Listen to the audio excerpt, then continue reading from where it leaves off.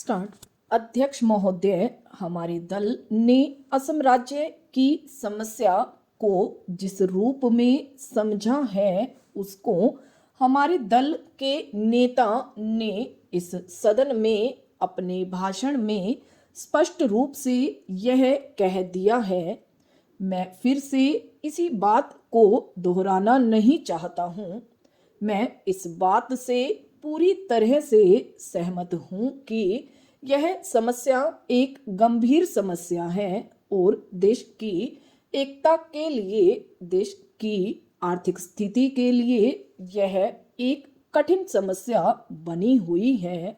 कुछ दल इस समस्या को और भी बढ़ाना चाहते हैं, इसमें कोई शक नहीं है, लेकिन हमारा दल और हम लोग इस बात के खिलाफ हैं। आप और हम भी यह जानते हैं कि कुछ विदेशी शक्तियां, जिनकी चर्चा सदन में भी हो चुकी है, यह सभी काम कर रही है। यह समस्या न केवल असम राज्य में है, बल्कि धीरे धीरे यह देश के अन्य कई राज्यों में भी पैदा हो रही है।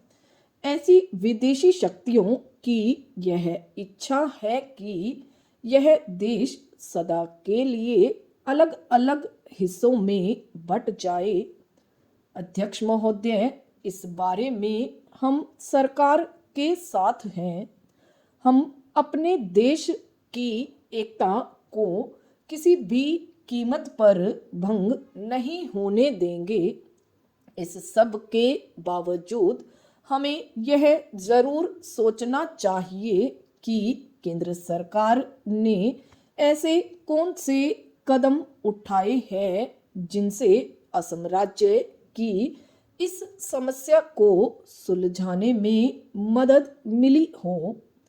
इस सदन के मेरे एक माननीय सदस्य कह रहे थे कि असम की आर्थिक स्थिति का लाभ उठाकर ये सभी शक्तियां वहां पर अपना काम कर रही हैं।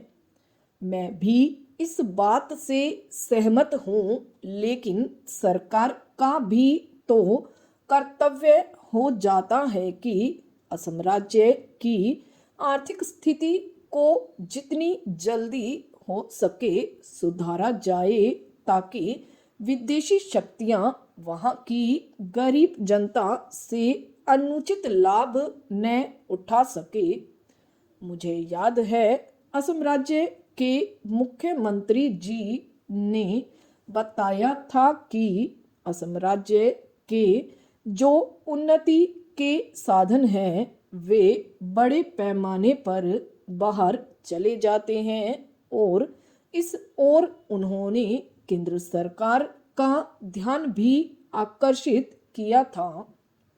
लेकिन उस समय केंद्र सरकार ने मुख्यमंत्री जी की इस बात की ओर विशेष ध्यान नहीं दिया।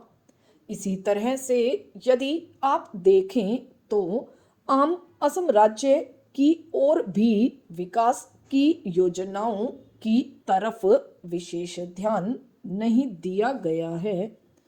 यही कारण है कि असम राज्य का अब तक उतना विकास नहीं हुआ जितना कि होना चाहिए।